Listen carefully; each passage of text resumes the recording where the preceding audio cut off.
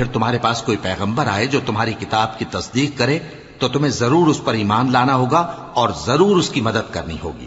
اور عہد لینے کے بعد پوچھا کہ بھلا تم نے اقرار کیا اور اس اقرار پر میرا ذمہ لیا، یعنی مجھے ضامن ٹھہرایا؟ انہوں نے کہا ہاں ہم نے اقرار کیا۔ فرمایا کہ تم اس عہد و پیمان کے گواہ رہو اور میں بھی تمہارے ساتھ گواہ ہوں۔ اب جو لوگ اس کے بعد پھر جائیں تو وہی بد کردار ہیں۔ پھر کیا یہ کافر اللہ کے دین کے سوا کسی اور دین کے طالب ہیں؟